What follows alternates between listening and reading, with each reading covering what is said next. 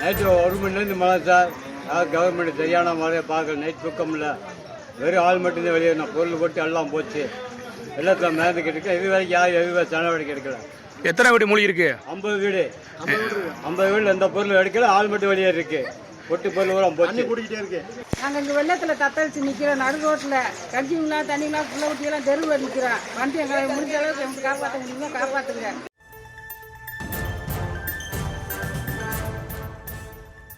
தேனி மாவட்டம் உத்தமபாளையம் பகுதியில் ஊருக்குள் புகுந்த முல்லை பெரியாற்று நீர், அது குறித்த ஒரு அண்மை செய்தியை தற்போது பார்த்து வருகிறோம். மேலும் விவரங்களோடு இணைகிறார் செய்தியாளர் சத்யராஜ். வணக்கம் சத்யராஜ், விவரங்கள். வணக்கம் சுபா.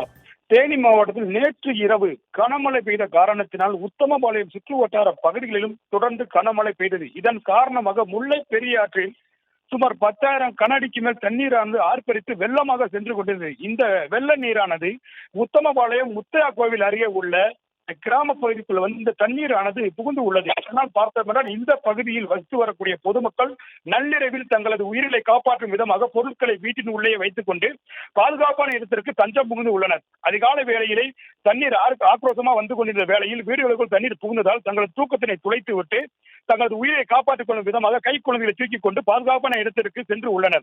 காலை வேளையில் வருகை சென்று பார்க்கும் பொழுது அவர்கள் வீடுகளை சுற்றி வெள்ள நீரானது தொடர்ந்து புகுந்து உள்ளது. இந்த நீரானது கிட்டத்தட்ட நமது முழங்கால் அளவுக்கு மேல் கிட்டத்தட்ட 4 அடிக்கு மேல் தண்ணீரானது ஆர்ப்பரித்து வீட்டிற்குள் புகுந்து உள்ளதால் வீட்டில் உள்ள உடைமைகள் அனைத்தும் தண்ணீரில் மூழ்கி உள்ளதாக பொதுமக்கள் கவலை தெரிவித்து வருகின்றனர்.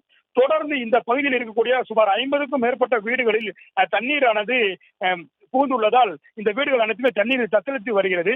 அதனை தொடர்ந்து பார்த்தோம்னா அருகில் உள்ள 100க்கும் மேற்பட்ட வீடுகளிலும் மழைநீர் தேங்கி நிற்கிறது. இந்த தண்ணீரை அப்புறப்படுத்தும் பணியில தேனி மாவட்ட நிர்வாகம் உடனடியாக பொதுமக்களுக்கு நடவடிக்கை எடுக்க வேண்டும் என்று இந்த பகுதியில் வசிக்கக்கூடிய பொதுமக்கள் தெரிவித்து வருகின்றனர்.